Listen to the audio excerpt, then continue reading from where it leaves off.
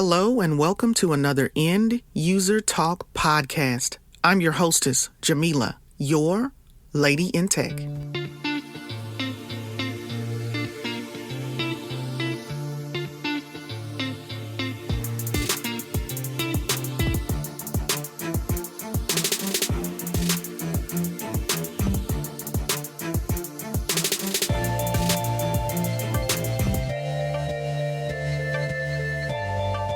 Hello, Keeyuh, and I want to welcome you to the End User Talk podcast. I first and foremost want to thank you for giving me this opportunity. It is a true pleasure of mine, but I'm so glad that you are here today. And do you mind introducing yourself to everyone? Thank you for having me. My name is Keeyuh. My real name is Keeyuh, like the car, like K-I-A. But online, my name is Keeyuh, K-E-E-Y-U-H. I like to play video games, like to make people laugh. I like to laugh myself. And yeah, I guess that's a good introduction right there. That is. And you know what? Where we are today, we need some laughing. We need to let go of the things that are going on. So, there's never been a problem with laughter as long as it's been done in a constructive manner and not to bring someone down, if you will. So, I love that introduction, but I do want to ask you this. A lot's going on, and I do want to make certain that you are okay. How have you been handling the coronavirus, the isolation, and just everything that's going on? Well, I think that's a good thing to bring up because I could speak from experience. I actually had coronavirus in December. I didn't get to see my family for Christmas, because I was very sick, and it was before coronavirus actually came to, be such a big thing. So I was put in the hospital. They ran tests. They're like, oh, it's not a flu. It's not strep throat. We don't know what it is. It must be a bad cold. Like, I had it in the very beginning.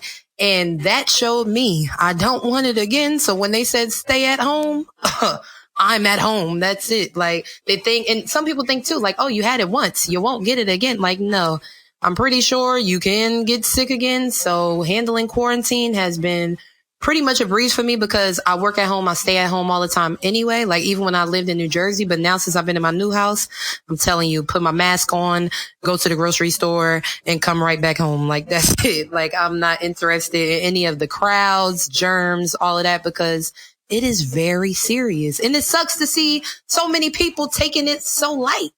Like, I don't know why people think it's like, oh, I won't catch coronavirus. I'm going to the club tonight. Like, what do you mean? What makes you different than anyone else? Like, a lot of people are taking it light, and that's why the numbers are going right back up. They open things up and people getting sick again. So it's just like, I don't even know if it'll ever end, but I know I'm trying to stay as far away from it as I can. I do hear you. You know what? Unfortunately, you really just have a lot of people who don't take life seriously in general. The other thing that we're running into is you're getting all of this mixed information. And sometimes people aren't believers until something hits them or someone that they love or know. Then that's proof in the pudding for them.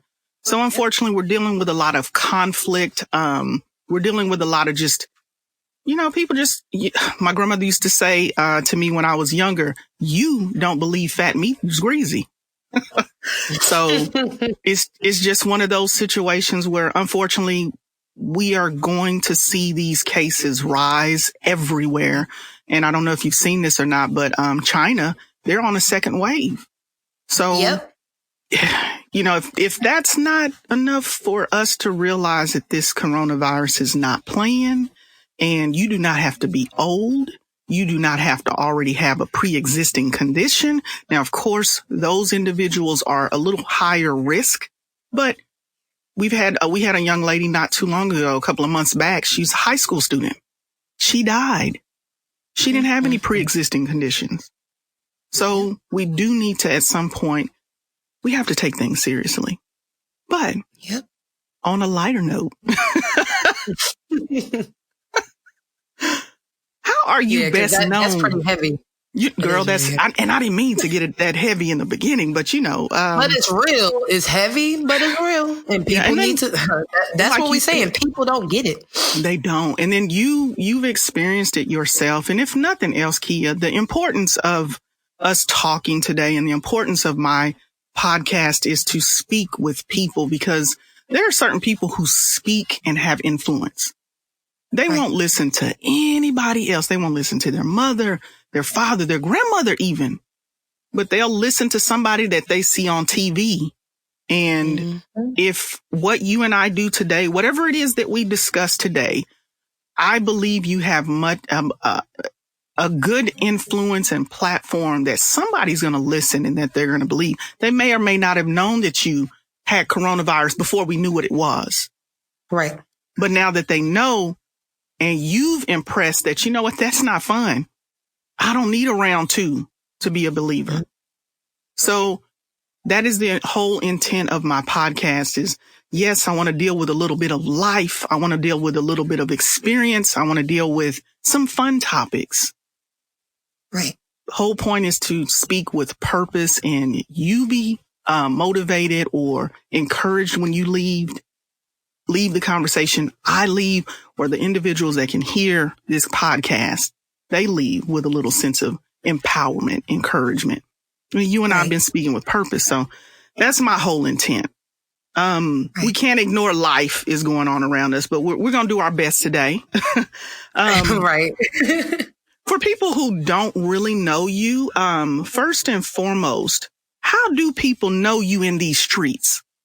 Okay, so my plan was to hop on the internet and play Call of Duty and be like, yo, wow, this is rare. This black girl is really good at Call of Duty. But instead, I got attacked by white people.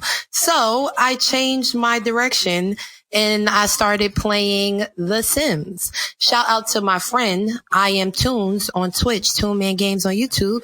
He is the one who started playing The Sims, and I knew what The Sims was. Like when I was younger, I used to play like The Sims, busting out The Sims, like the herbs and stuff, but I never played Sims 2, none of that. So, and I wasn't really interested, but how I got interested is because he had custom content, and custom content draws everybody to The Sims. So I'm like, what the heck? Like, how does your sim have on Jordans and Adidas sweatsuits and all this stuff? And he like, yo, just download this. And ever since then, I just started uploading The Sims, and The Sims worked out way better for me on YouTube than Call of Duty did. But the only thing is, it's not much to do in The Sims. But before we got to that point, wait, you did ask how people know me. People know me from The Sims. Before I even get to my feelings about The Sims now, they know me from The Sims. And I got more popular on The Sims for having a sim named Olivia that went viral. The video is still floating around the internet, and it happened in 2018. So that's 2 years. Olivia was cooking grilled cheese and she started a fire. And it was weird because her dog turned into a fire extinguisher and put the fire out. So that's how I became known, like all over the internet. And still people have taken that video, tagged their own name on it, took my credit and everything. But shout out to the people who have found the originator, which is me, and came and showed a lot of love. That blew my channel up completely.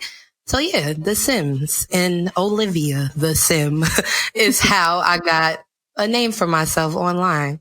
All right. Well, that sounds good to me. I have to say that I became aware of you through my daughters. I have 3 girls, and clearly kids are always, they're not kids, they're adults now. They're always on the internet. So they found this video, and I'm sorry, I'm going to try to hold it together here, but they showed me this video. It was about a Christmas. You had a Christmas Sims show, and the title was Flued Out. And Keeyuh, to this day, I've never laughed so hard to where I couldn't breathe. My stomach was hurting. I had to get some water. Keeyuh, the minute that video started, it was wild. And I'm like, it was chaos. I laughed so hard at that. And I'm just like, who is this person and what is happening? Now, I'm familiar with The Sims because my daughters played on their iPads and what have you, but I'd never seen it in that fashion where someone was actually streaming themselves and playing it live for other people. So I thought that was so amazing. I'm like, this is like watching a TV show almost, but that's how I became introduced to you. I laughed so hard. What were those? The Christmas gnomes. There you go. That Christmas gnome stabbed. Oh my gosh. I have to tell you, if you all, that was a great way for me to get introduced to you, because after that, I'm like, I have to see what else she's doing. But is that the type of content that people will encounter when they visit your channel? I actually have a small Sims 4 series that I'm trying to work on, which is similar to the video with the Christmas gnomes. I'm actually going to take each world in the Sims, take all the main families, put them in a house together. We're going to find the king of Willow Creek, the king of Oasis Springs, the king, and they're going to get in the house and kill each other. Then each town will have one king or queen, and then I will put all of them together, and we will see who is the real king or queen of The Sims 4. And I mean, it's going to be pretty violent. Some people will be like, you know, you shouldn't use that method to find out who's the king or the queen. But yeah, I want them to kill each other. So we got some more content like that on the way. Okay. Well, look, you heard it here. It's an exclusive, and we will definitely be looking out for that. Well, you know what? I look at it like this. They're not real.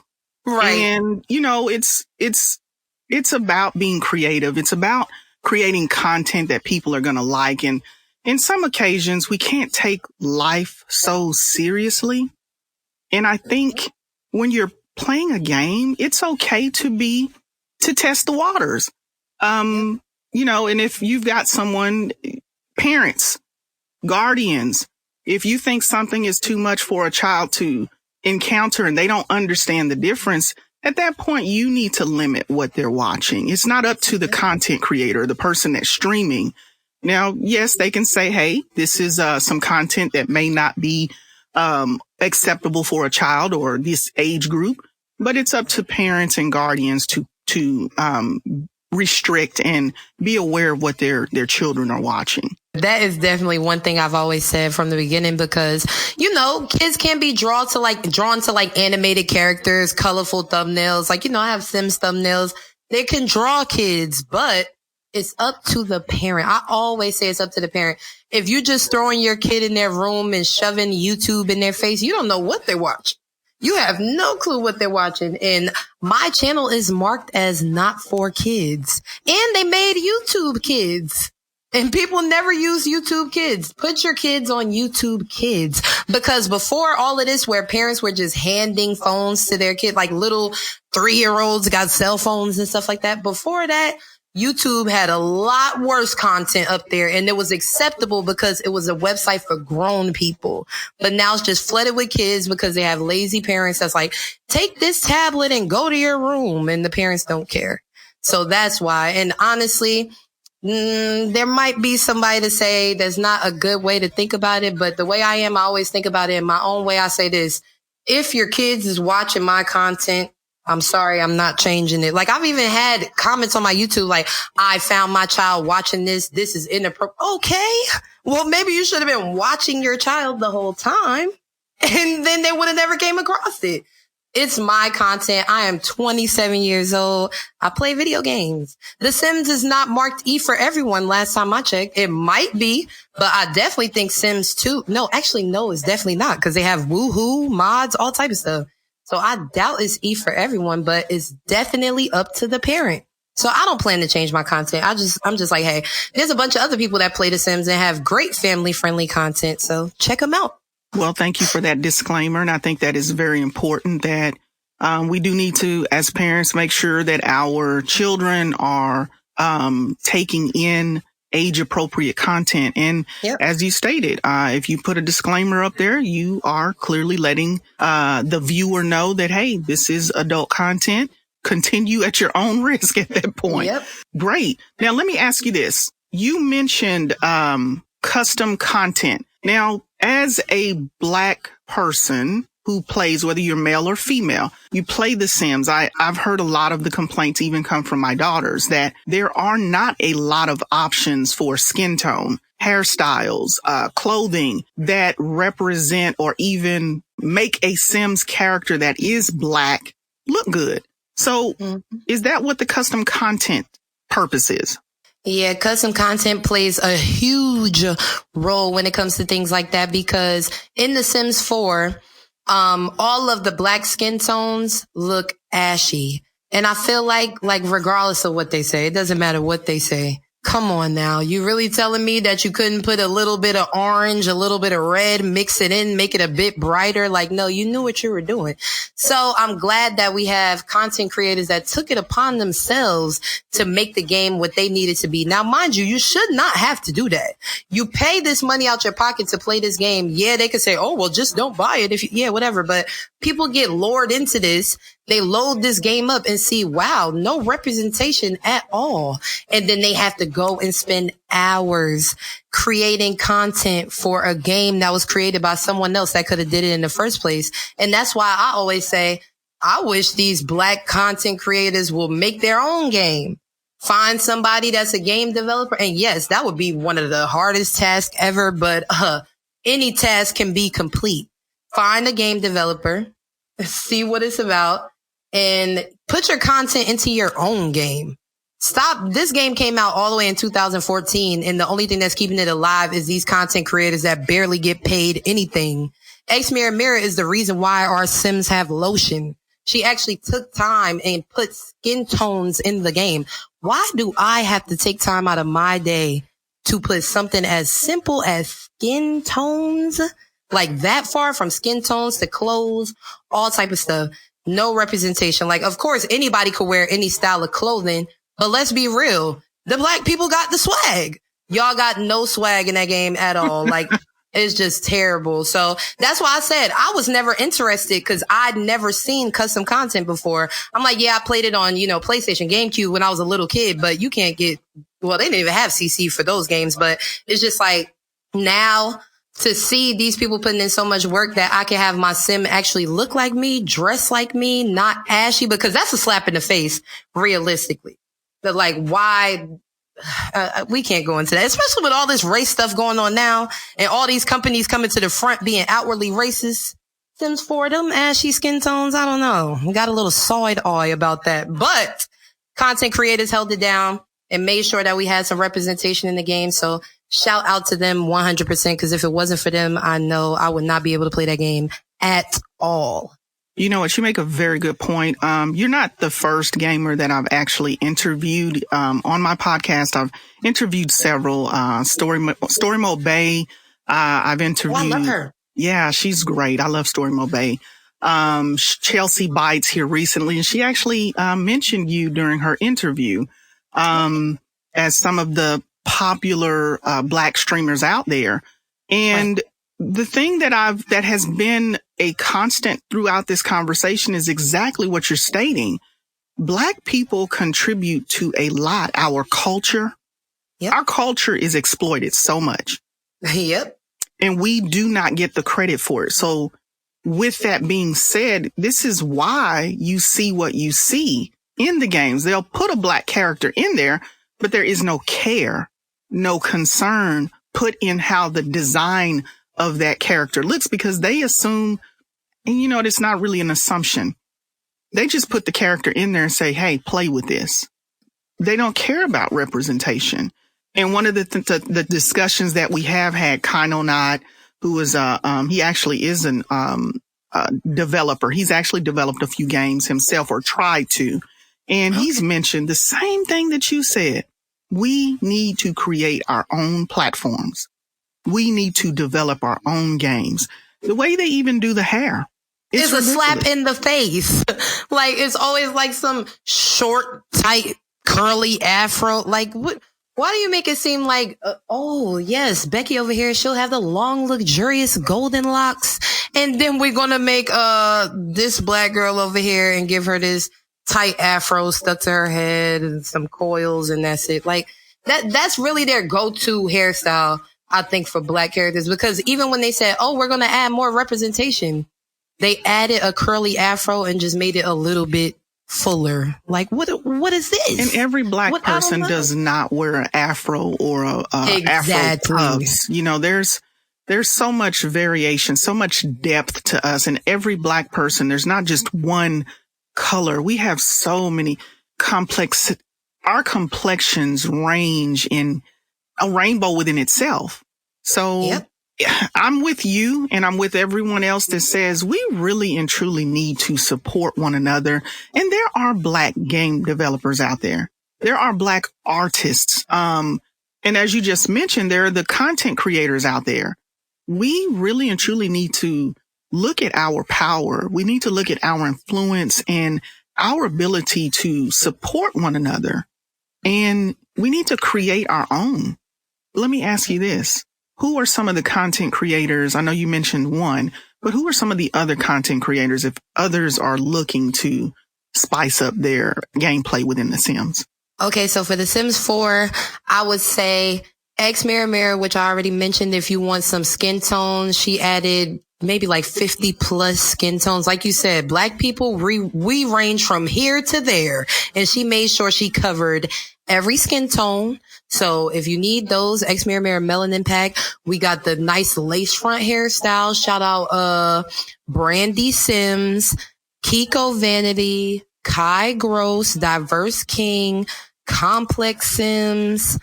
Who else? Like offhand, I have no clue, but when I say they're like endless, it's crazy. Like these people literally sit for hours in their house instead of playing a game they pay for, spend hours actually digitally drawing content to make the game better. I paid you full price for this game and I got to put my own time and work into it. So that's why I just say shout out to them for doing it. Cause I know they love what they do, but let's be real. I'm pretty sure they sit there sometime like, dang, why can't we just be included in the first place? And that's messed up. And they should be paid for that because, yep. One more before I forget it. How did I forget Ebonic Sims? I was just going to say Ebonics. Yeah. Ooh, that's a number one. She got clothes, hair, shoes, everything.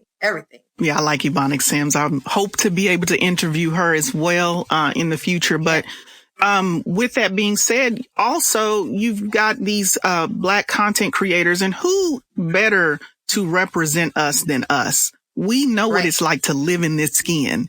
We know what it's like to do our hair. We're not outside looking in. We're not just onlookers, if you will. So they deserve to be paid. They deserve the recognition because not only are they making this game more popular, but you're introducing more people who are going to buy the game and who are going to download these things. So you're getting more purchases based on these content creators' expertise and the time that they are putting in to make sure that the black characters have representation. So thank you for shouting all of those content creators out. And hopefully they'll get what they deserve in making this game better. Now, let me ask you this. What other types of games do you play or do you like to play? Honestly, a lot of my viewers say the reason why my Sims are so violent, like I like to use like killing mods and stuff, is because I only like shooting games. Like before I played The Sims, I always told people I am not a gamer. I'm just a Call of Duty player. Like that was the only game I play. I like to play multiplayer. I like to just shoot all the time, shooting games. But then I fell into The Sims and now I'm trying out story games, but shooting games is my number one. But the thing is, I can only play shooting games in my personal free time. Like if I upload it on YouTube, they won't watch it. If I stream it, my views drop tremendously. Like I don't know, like people hate it. Like even apart from shooting games, I have a couple Sims videos that I put out. It was a Olivia compilation and it was also a custom content video. And both of those videos have about 48,000 views each. But before those videos, I uploaded Detroit Become Human. Those videos only have 3,000 views. They can't even get past 10,000 views. Like, so that's the thing. Those type of things, I have to do it in my own personal time. And it kind of bugs me because I would love to share it, but it's like, I don't know. People don't want to watch it. Like, people just want to see The Sims. But if it was up to me, I would play shooting games all day, every day. Keeyuh, really what it is, I think the breakdown in that is people like, you are entertaining when you play The Sims.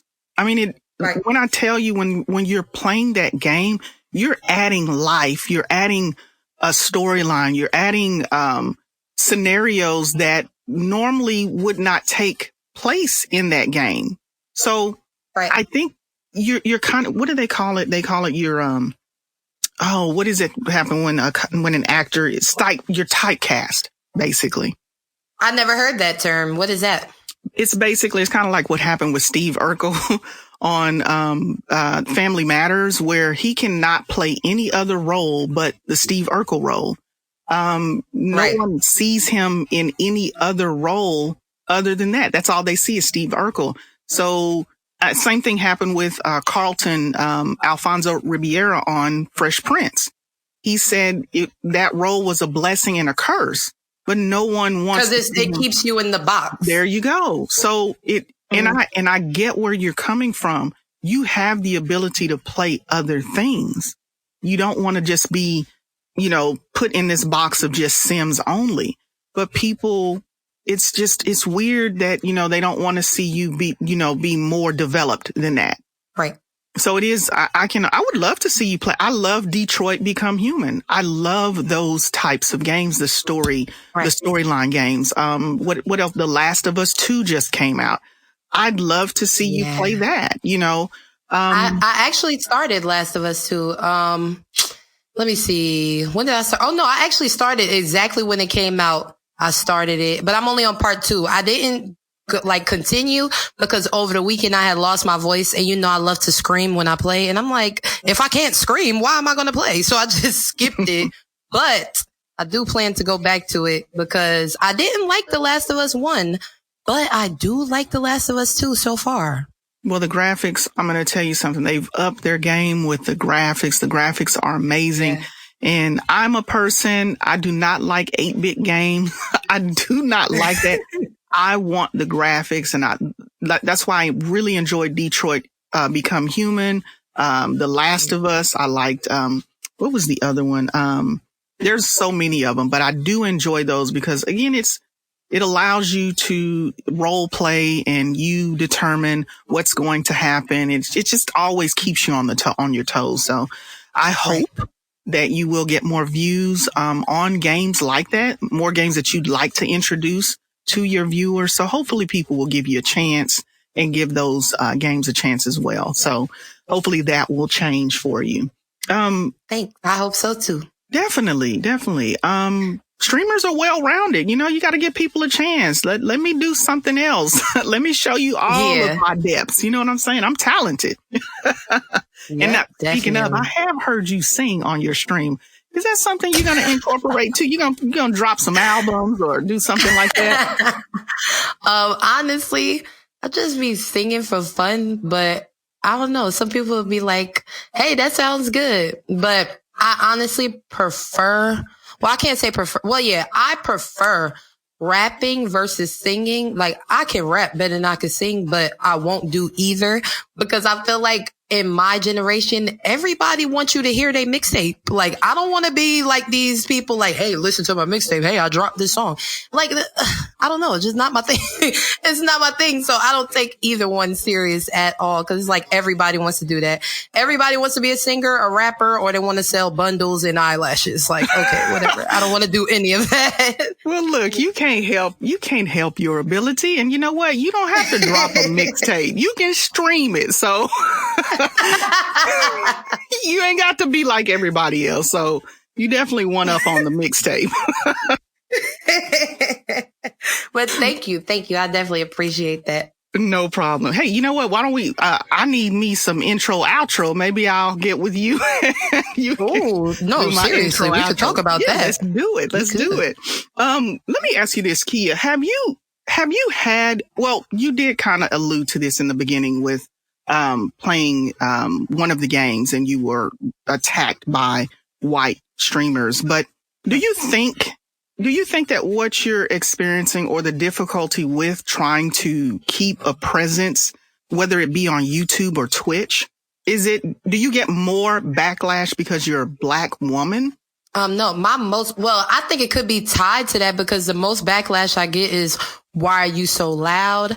But they give the Black women that stereotype that they're just so loud. So some people will tie that into it like, oh, big mouth Black girl, nobody wants to watch this and stuff like that. But honestly, I used to get way more backlash when I used to try to play Call of Duty, and that's just because that's their thing. Like, they'll see it and click on it. But like me, like having thumbnails with Black Sims and all type of stuff, it kind of came away from being so much about being Black because they won't click on it. They see like, oh, this is Black Sims. I don't want to click on this. I want to click on something else. So they don't really click on it. And a lot of my viewers are pretty positive. Like, ever since I started my YouTube, I've seen a good decline in negative comments. Like, even in my streams, when I used to stream on YouTube, you will always get some like random negative troll. On my Twitch streams, man, we barely get that ever. Like, there's rarely ever anybody in there. And even if they do come in there and say something, about being Black or loud or anything, moderators, get them out of here. And we right back to having fun. So I used to pay a lot of attention to stuff like that, especially, like I said, playing Call of Duty, and I'm a target. Even in the lobby in Call of Duty, they hear a Black person, they hopping on that N-word with the hard ER instantly just to get under your skin. And then you go to YouTube and post the content, then they looking for you in your comment section. So I'm just like, hey, I could play Call of Duty in my own free time to keep myself away from that, because I'm not a type of person that like words really bother me. But in this day and age, it's like, okay, like you only going to say so much to us Black people because we being targeted in every way possible. Like, you telling me I can't even play a video game now either. So I'm kind of glad I got away from it. And I don't see as much negative comments anymore. But like I said, if they do leave a negative comment, delete, and they're out of here. That's it. You know what? That's what's interesting to me or very daunting, is that we're playing games. Games are intended for everyone. Clearly, we have the age-appropriate games. But as far as a game, since when is it restricted to white only or male only? I'm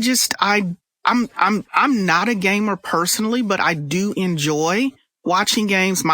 If I were to play a game, the game I really enjoy playing is GTA 5.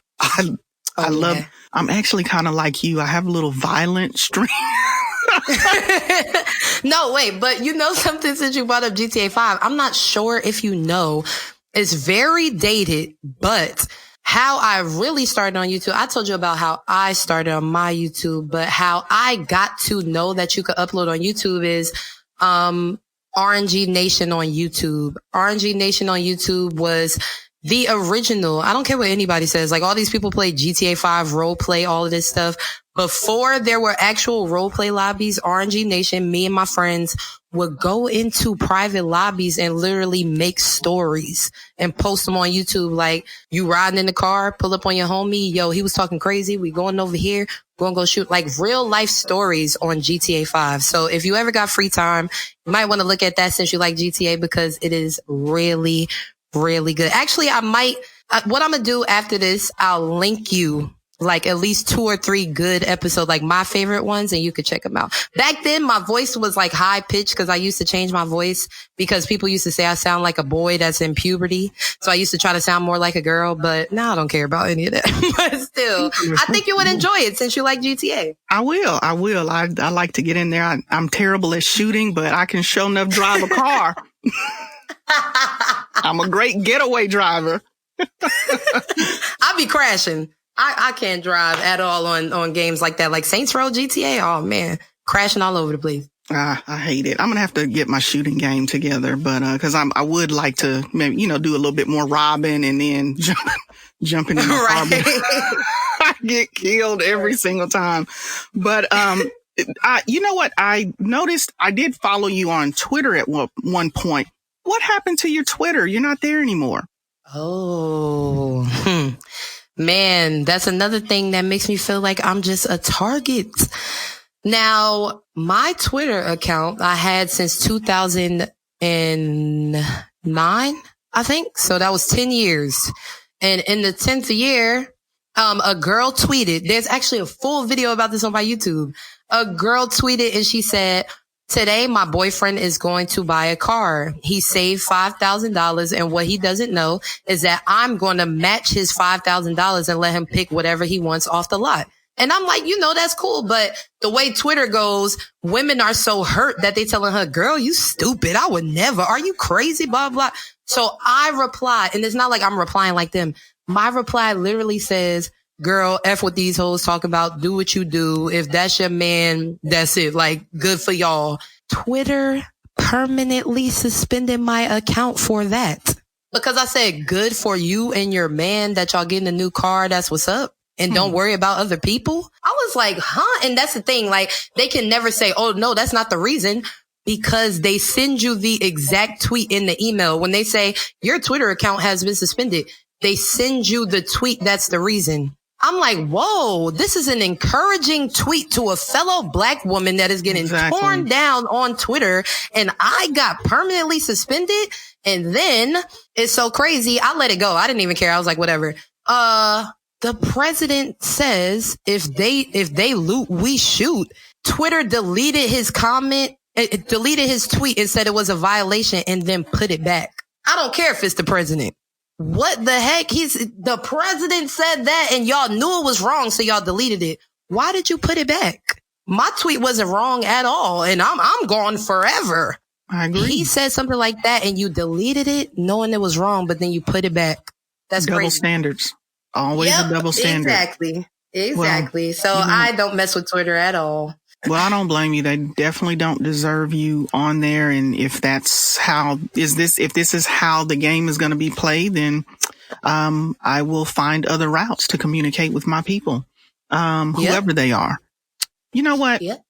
I want to stay positive. I really want to stay positive. Unfortunately, there's so much. And just within our conversation, we continue to go back to the same thing. There's clearly an imbalance between Black streamers, and there's a lot that's being targeted against us. What do you think, or how do you think we can change this and not have all of these double standards and such an imbalance of opportunities? Honestly, I think the only way is if Black people band together. But the problem about that is I don't know what it is that Black people just be like, oh, she thinks she all that, so F her. And y'all doing the same thing, if not something similar, and y'all could stand together and make it more than what it is. And then the dude like, oh, he got more money than me. His girl look better than mine, so F him too. And it's just like, what do you mean? Why people can't just, if everybody was to just stand together, Black people would be unstoppable. Way too many talents, insane variety of people. Like you said, if we're talking about skin tones, the voices and opinions, and don't let opinions steer you away from a person. Opinions are to drive a conversation. Now, if somebody is trying to force their opinion, then you can say, yeah, get out of here. But share your opinions. You might be able to sway a person. You might teach somebody something. You never know. Everybody has to work together, but people are so used to being pinned against each other. That's why they kill each other, steal from each other, steal each other ideas instead of working together. And it makes it hard. And then the white people just sit back and laugh like, hey, you guys, let's go get some coffee and have a meeting and see what we're going to do. They stand together. But I don't know, I feel like that's literally the only way. The only way is to band together. And what are the odds? Because people are just so used to being against each other. What do you think? And I'm in complete agreement with you. It's the crabs in a barrel mentality. Unfortunately, this is just my personal opinion, and a lot of people will say differently, and that's fine. But I believe there's a lot rooted in slavery that has really broken down the bond that Black people have always had. This resilience that we have. I just believe that Jim Crow mentality, back on even on the plantations, when you had the slaves who were in the field, and then you had the slaves who were, allowed in the house. Inside. Mm-hmm. Yep. You had the one slave who was actually the slave that was intended to spy on all slaves, take it back to the master and let him know, hey, They got a meeting in the woods, today at 5. Or, playing devil's advocate. I believe that slavery really and truly, it did more than just a physical, effect on us. It's also a mental. Some people might say it's in our DNA. They have broken our families. I couldn't imagine. I'm a mother. There's no way I could have been, if slavery was a time that I was in and I had any one of my 3 daughters to be put on an auction block and they take my child away from me. Do you know how terrible that is? To watch someone and never know if you're ever going to meet that child again or cross paths again. And slavery was cruel. There was no guarantee that you were going to get what they call a good slave owner or master. There's a lot of, we have a lot of, post-traumatic syndrome because of how we're treated. And unfortunately, we're having a very difficult time breaking that. We can't be happy for another fellow brother or sister. And Black women, unfortunately, a lot of times we're fighting the wrong battles and we're fighting each other instead of banding together. And I'm with you. I believe that if we would work together, we would be an unstoppable force. You look at all of these people who are marketing off of all of our ideas, all of our content, the way we walk, the way we talk, hairstyles. They're becoming billionaires off of things. And then they make us feel ashamed about what we have naturally, our full lips. Yep. Our hips. And then getting injections and sucking their lips and cups and getting surgeries and all this stuff. I do hope at some point, if nothing else, out of the Black Lives Matter movement, if nothing else, I'm hoping that Black people can look in the mirror and realize that there wouldn't be a such thing as a Black Lives Matter movement, clearly if there wasn't a such thing as racism. But racism exists because the very people that enslaved us, they stripped us from everything. They gave us nothing. And look, we have overcome every possibility that they could strip from us. We're still on top. You look at Venus and Serena. I don't care how many times that these sisters get beat. They are still the ones to beat. Yep. They are practically playing themselves. So if we would just look in the mirror and realize the power that we do have, the influence that we do have, we really have the control. And all we got to do is network and support one another and not be jealous. And I think this thing would change. And not just the gaming industry, but everywhere, corporate America, within our households. We got to find that self-esteem and that empowerment within ourselves. And I guarantee you we've got buying power. Yep. But see, they know something that we don't believe. And that's why they're fighting just as hard to keep things the way that they are, the status quo. And that's the thing, like you said, it goes so far back. It really could be in the DNA. Like it's so many Black people that believe this is just the way life has to be. No. And like you said, when you look in that mirror, open up your brain, realize this is not how life has to be. And I just wish one day it would happen. Do you know the change that would come from something like that? That would have the people that are against us, they would be scared. Like all capital letters, scared. They know right now that Black people don't fully understand what they got going on, but please believe, let the Black folks wake up. I wish that would be. They are, and see, that's the reality of the situation is they are scared. Yep. They are scared and they are fighting tooth and nail to keep their influence, their power. And see, in their mind, they believe that we're going to do to them what they've done to us. Black people just want to be left alone. Yep. We just really want to be at peace. And I'm going to go one step further with this. If you look at all the protests that are going on, the protests have every race. And girl, there are people in Amsterdam. I've never been to Amsterdam who see that the senseless killing of Black people is wrong. Do you know that the people who are claiming to be racist, do you know how much of a strain and how stressful it is for you to continue to pretend to have hate like that? Because the majority of the people around, it's almost like peer pressure. There are more people who don't want to live that way, who are non-black. They would love for things to change because it's just as stressful for them to have to be quiet, to be silent, and who have to carry around wearing a sheet or the Confederate flag or to say white lives matter. More people want change than what society is willing to tell you. More people are willing to fight for it.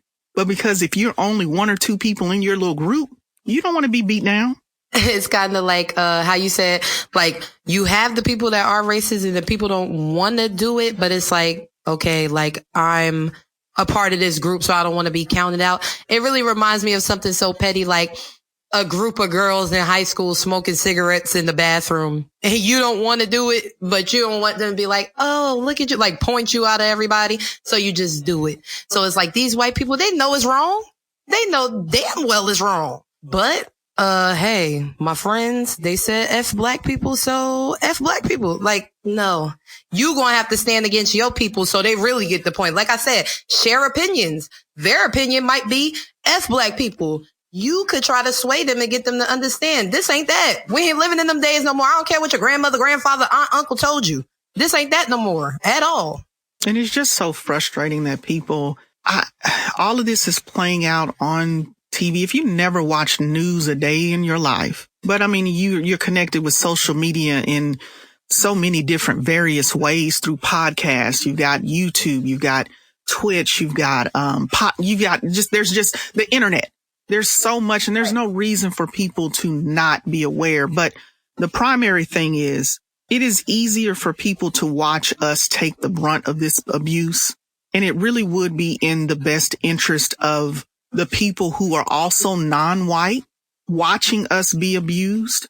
Because I look at it like this. If they did enslave us or let's just say they got rid of all black people. I don't see how, but let's say they did. The other people who are non-white might want to think about who's next, because white people's, some of them, the ones with that mentality, their initiative is to never do work themselves. They want other people to do the work and they take the credit. So whoever the next group is that is non-black, y'all might want to pay attention, because you're sitting up watching us as better them than me, because you know that if it wasn't us, it could be your group of people. They're just looking for whoever's not them. They want to sit up on the throne and watch whoever they can run over, do the work. So let them get rid of black people. Like you said, let's be real. That's less than likely. It's less than likely. It is way less than likely, but you never know. They're just going to be looking for the next target. That's my whole point. So it really would be in the best interest of more people to support this cause. And what legislators and our mayors are, all of these individuals who are in the position to write laws, we need to be a protected people like the Jewish people are. There need to be laws put in place so that people know that if you violate this law, if you do this or that, and we do deserve our reparations, we deserve our land. Yep. I believe it all needs to be written into place, because they didn't have a problem with the Pearl Harbor bombing of Hiroshima. All of those people, those descendants get something. You know, anyone claiming asylum, they get something. But why don't we?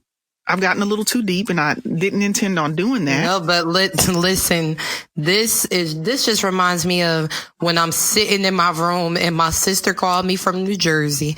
Me and Shayna just be sitting, cause you know, you get on your social media, you want to see a joke. Instead, you see somebody getting choked. You see all type of crazy stuff. Somebody got shot. Like, even like you said, they need to implement laws. They implement the chokehold law, and then a man gets choked and the cop got fired, but like, they just implemented a chokehold law for police, and then we get a video of a man in, I don't know where it was. I think it was in New York. And that was New York that Eric Gardner got choked in, I think. Yeah. Wasn't that in New York? Yes. Yeah. So another man gets choked, And it's like, okay, they put the law in your face and you still out here doing what you want to do.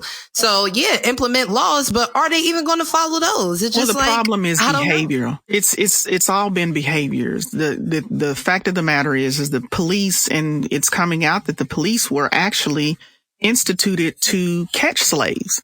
So this is a mentality, and it's been okay to take out your anger and your frustration, because Black lives really and truly to them don't matter, to a lot of people.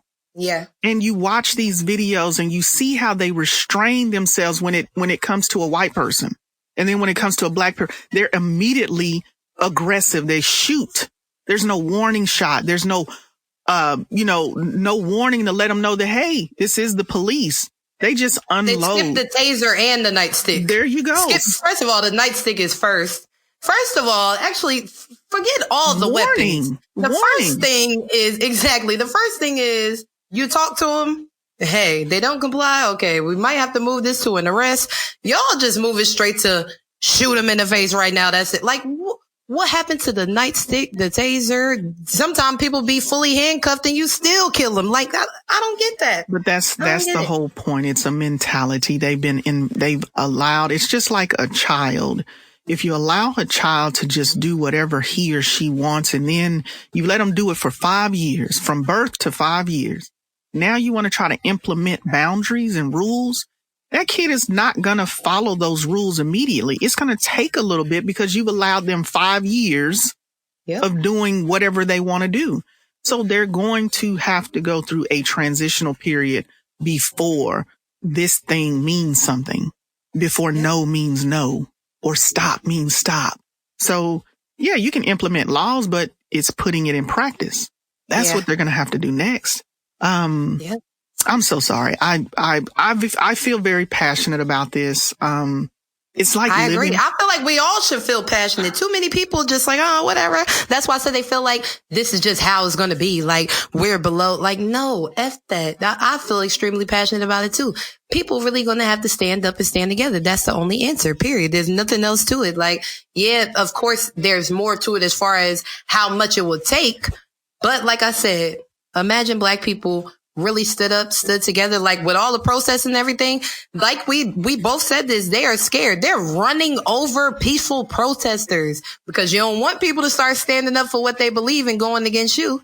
Running over protesters, tear gassing protesters like we're in a war or something. Like, come on. I mean, really, crazy. It is a war.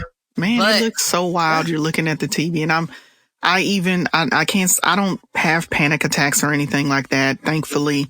But just scrolling through Instagram or on Twitter, I'm so tired. I really am tired of seeing those videos. I'm tired of seeing, they call them Karens now, Becky's, whatever you want to call them. Oh yeah, I'm so over Karen. Man, let me see Karen. I ain't recording nothing. My hands going to be too busy doing something else, Karen. Please. Well, I mean, excuse me, not to go there, but come on. Well, but that's the thing. It's like they incite anger. They're pushing you to, and it's like, if you tried, I've watched enough, and it's happened to me. It has happened to me.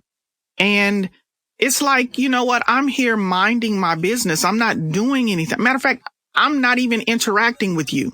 Right. And yet they take it upon themselves. And I was watching one where I don't know if these were Native Americans or if they were Hispanic. I'm not sure.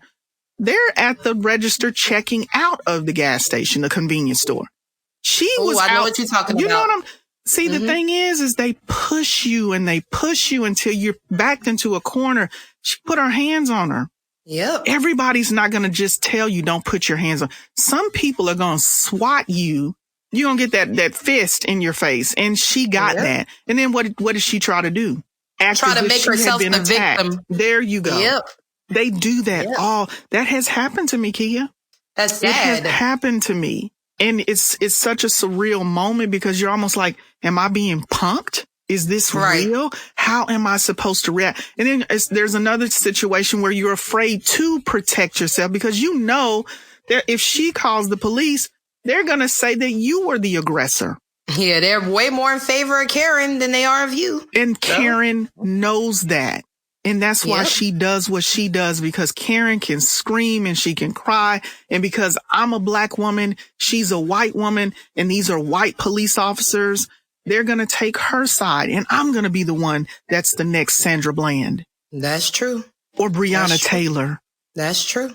So they weaponize their ability to threaten us, and then they look crazy when it flips, the tables turn, and it didn't work out the way they expected. Then they're crying and stop the death threats, and you're ruining my future. Well, what were you doing to that person?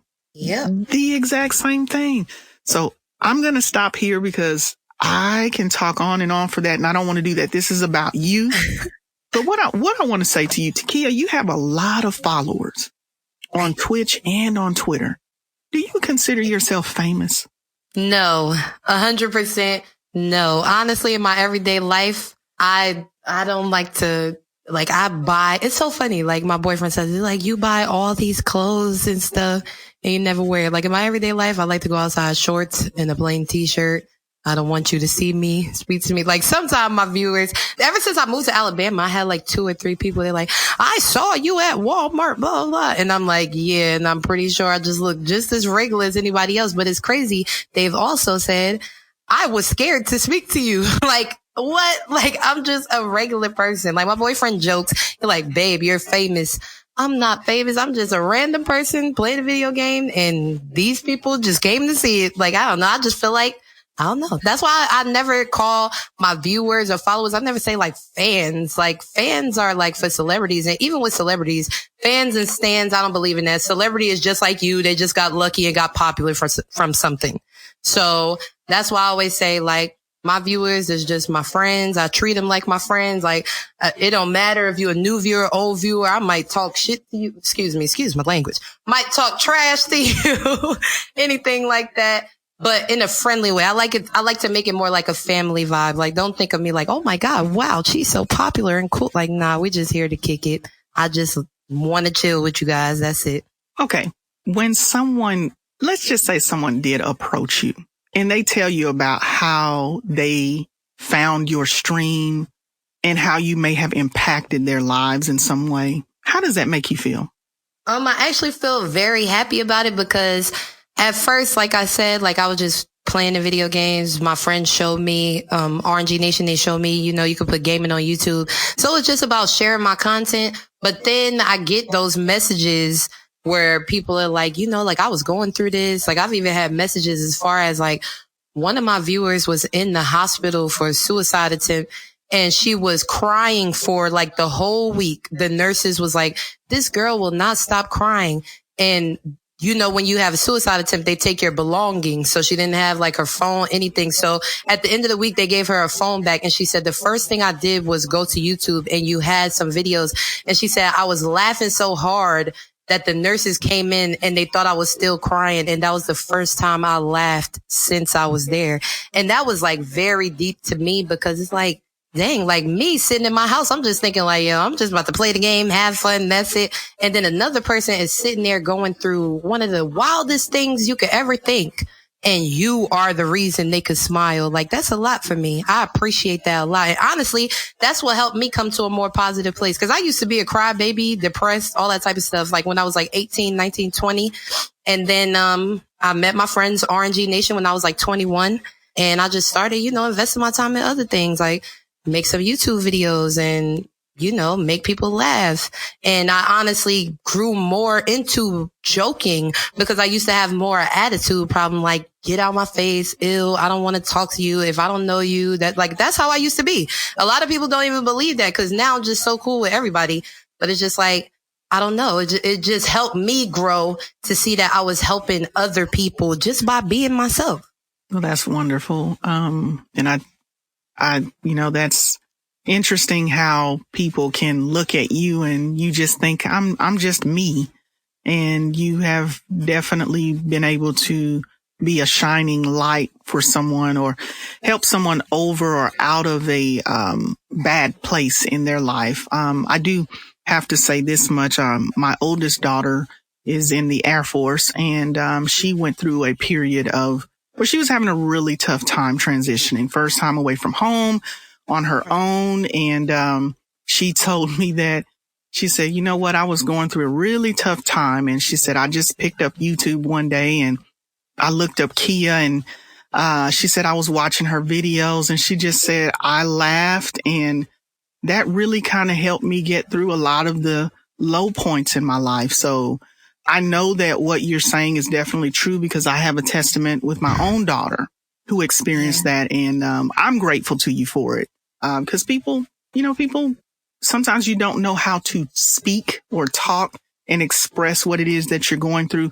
And then there are occasions where things that you're going through are so hurtful, you don't want to talk about them. Right. So you being there on however people are able to reach you, you are making a difference and it means a lot.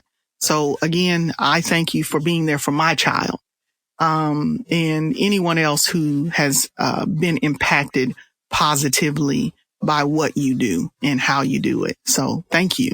No problem. I'm so glad I could do that for your daughter, for everyone. Like that really became my main focus. Like I said, I was so focused on like, hey, upload these videos. And really in the beginning, I was just focused on pressing the videos, especially because I didn't have a job and you can make money from it, but it became way less about the money. And honestly, I believe that's how you succeed.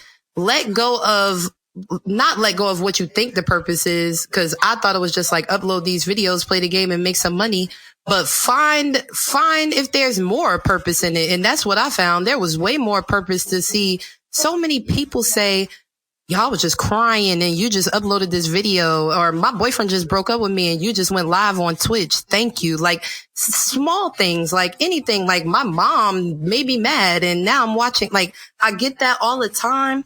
And that's really what makes me like, okay, we got to do this. Like not saying like, oh, I'm your therapist or I'm going to cure everything you're going through. But if I can make you laugh, like I always say when I start my stream, I hope everybody had a good day. And if you did not, your bad day ends right here, at least until my stream is over. We're going to make sure there's no negativity. Like I even made my stream a safe place for not talking so much about racism and politics. Like, can we just have this be a space where we take a break from that? Because when you leave the stream, you're going to go get on Twitter or Instagram and get flooded with it. So I want to be the place or the person that people will look to and be like, I know I'm about to laugh or at least take my mind off whatever is going on for right now.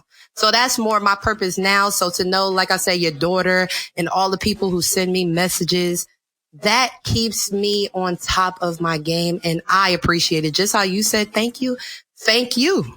Thank you to you, your daughter, anyone who supports, because it definitely keeps me on top of stuff. So yeah, I'm grateful. Okay. You've already kind of touched on this, but I want you to be able to focus on this a little bit. Okay. What's your proudest accomplishments during your journey? My proudest accomplishment during my journey would be learning to be myself. Because in the beginning, like I said, I used to use audio software, like record my voice and then go to the settings and pitch it all the way up higher to where it sounds like now when I go back and listen to it, I hate it. I'm like, why did I ever do that? But it just shows me like my channel didn't grow much. Like it was growing, but it grew because people knew me from RNG. When I started being myself, that is when it just like through the roof, like when I was able to show my personality. So I feel like that's my number one. I always tell people that is the thing that I feel like really put me where I was supposed to be. Like as long as I had that annoying pitch voice and trying to like stay away from my loudness or my weird jokes or my crazy laugh. Like I tried to keep that off my channel. And it's like, it was moving a little bit. But when I fully said, this is me and we going to see who really likes it, people like, yo, I like this. Like, I like you being you. So I would say that is my number one. Like number one is learning to be myself. And I will always try to push for other people. I always tell them, please be yourself, because that's the only thing nobody else could do. you could do anything in the world and somebody else could do the same thing, but being you, they can't do that. That's the only thing they can't do. So you got to do it. That's great advice. On a lighter note, I heard that you like Bath and Body Works candles. Oh.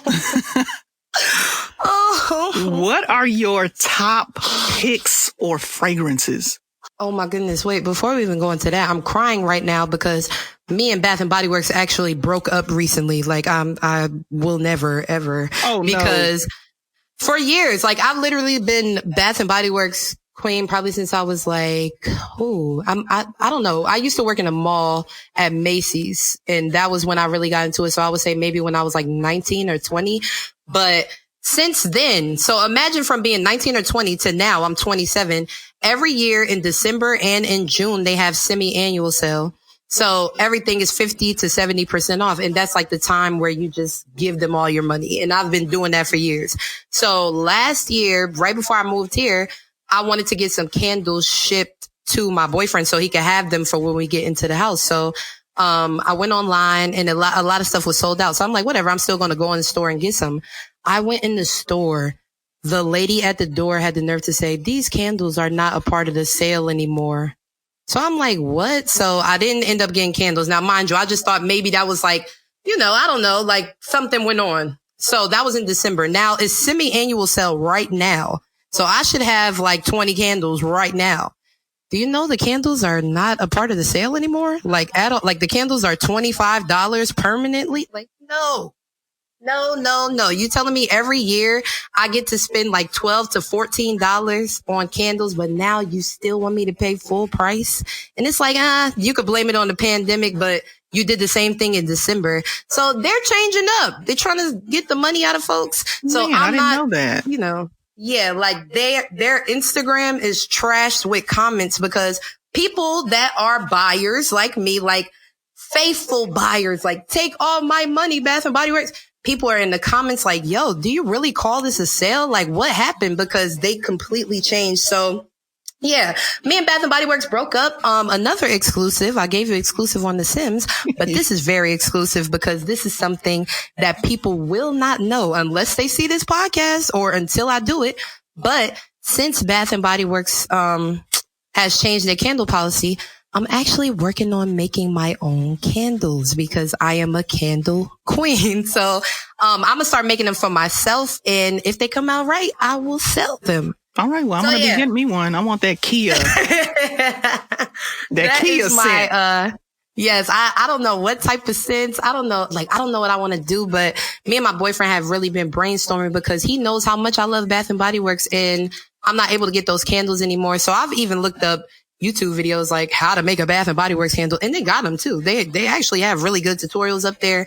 So you never know. One day I might come up with something pretty cool, but until then, Bath and Body Works going to have to run a sale for me, but I can tell you the 3 cents. I just had to run that by you because I do love Bath and Body Works, but they hurt my feelings. And I buy those candles all the time. As a matter of fact, I just bought some and, that hurt my feelings too. Well, I'm going to wait for the Keeyuh scents to come out. I'm just gonna get that Keeyuh line. So we gotta support Black businesses anyway. So that's what we're gonna do. Most definitely. But I will still say my top 3 favorite scents, because you never know, they could go on sale again. My number 1 is Fresh Balsam. It's like a pine scent. It's a green candle. It's usually like Glade sells a similar candle around Christmas time, but Bath and Body Works sells it all year. So it's Fresh Balsam. The second one would be Into the Night Sky. I think that's what it's called. Into the Night Sky, Into the Sky.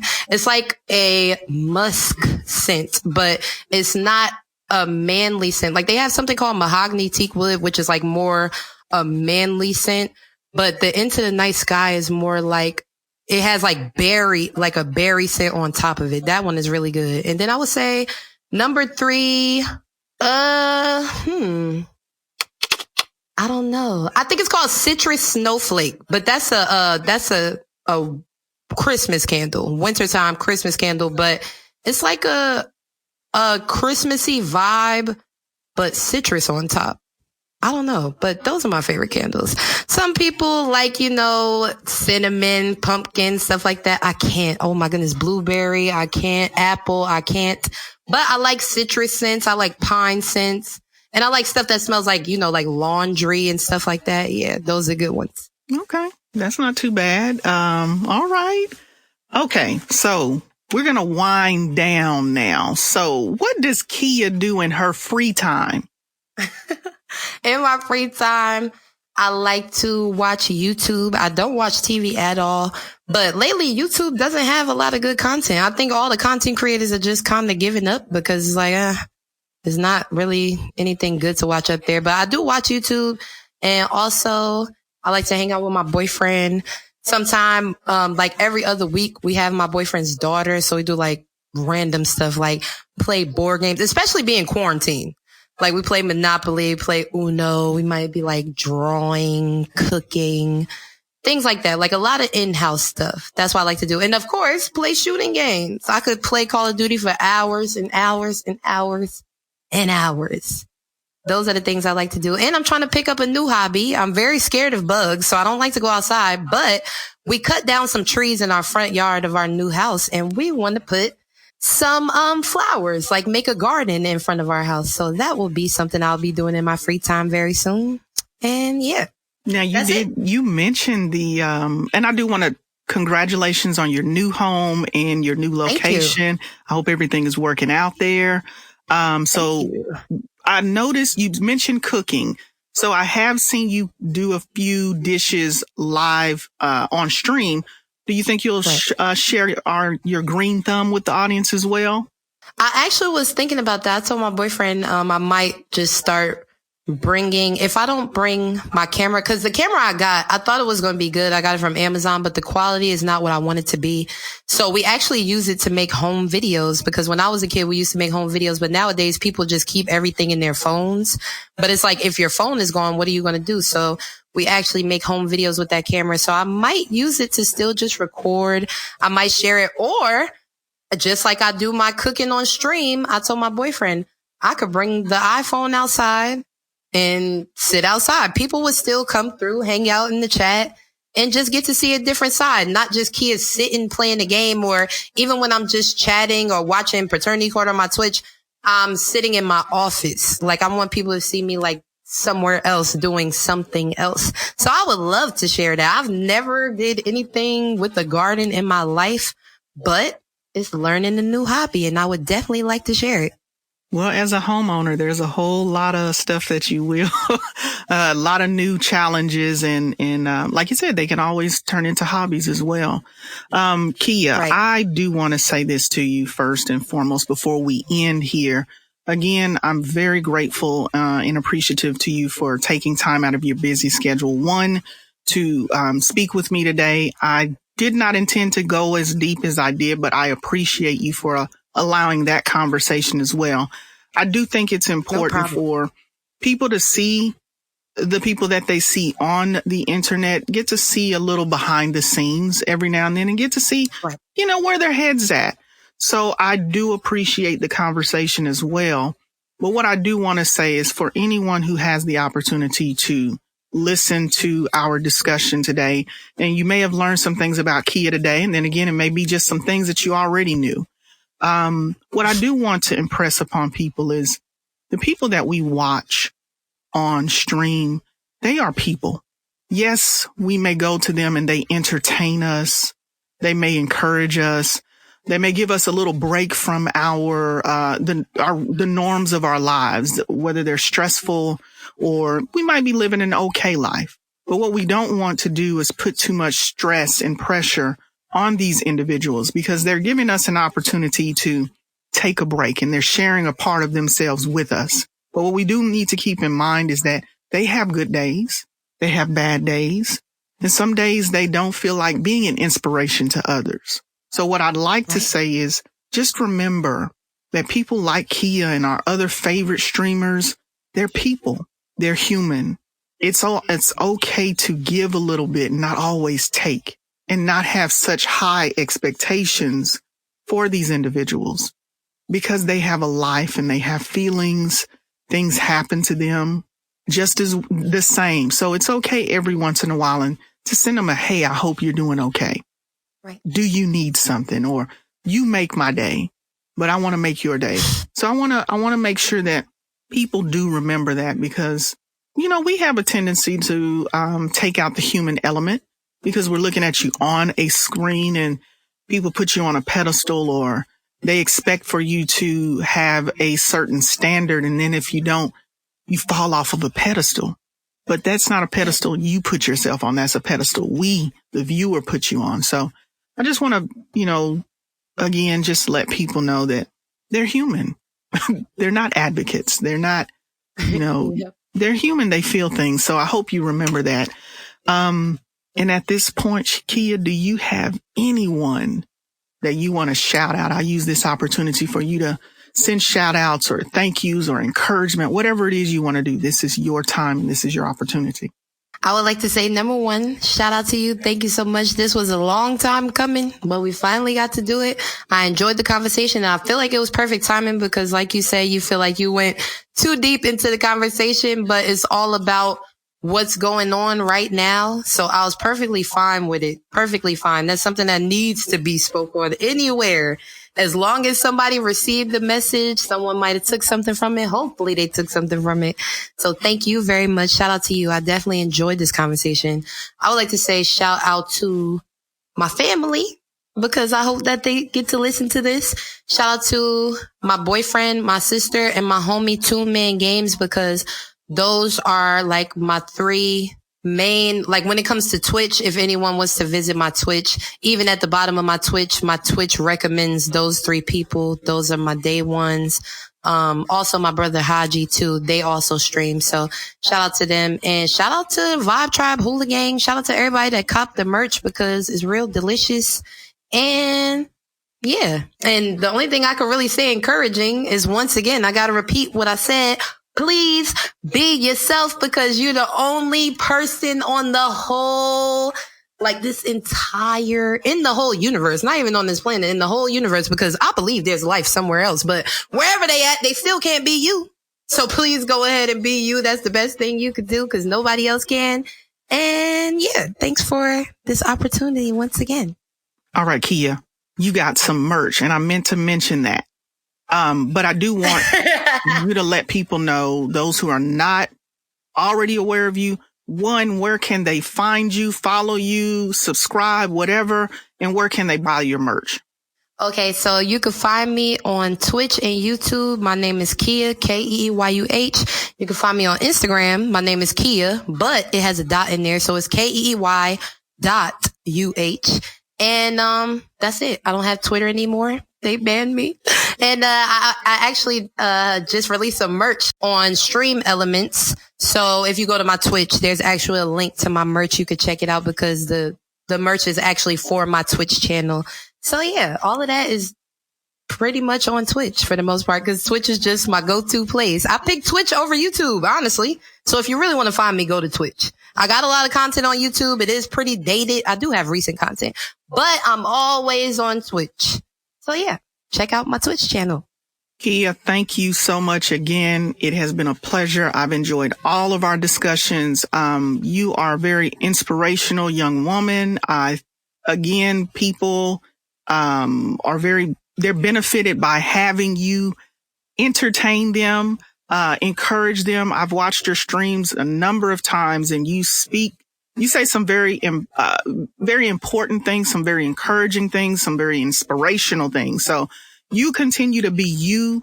Thank you for sharing your moments, yourself, your ups, your downs, helping us, making us laugh again till our stomachs hurt. We're coughing and crying and snotting and all of that good stuff. It's very, very important. And I hope that you will continue to stay encouraged in everything that you're doing. I wish you all the success, and, and thank you so much for being a part of the End User Talk podcast, and you're welcome back anytime. And y'all got some exclusives today. So stay tuned and stay tuned for hopefully that collab where Keeyuh is going to be either doing my intro, my outro, something. We'll figure something out, whatever. Definitely. Yeah. We'll talk about that. All right, Keeyuh. Thank you so much again. Thank you for having me again. Anytime. We've come to the close of another episode of the End User Talk podcast. I hope that what you've heard today will leave you feeling empowered. Thank you for listening. And remember, every day's a training day.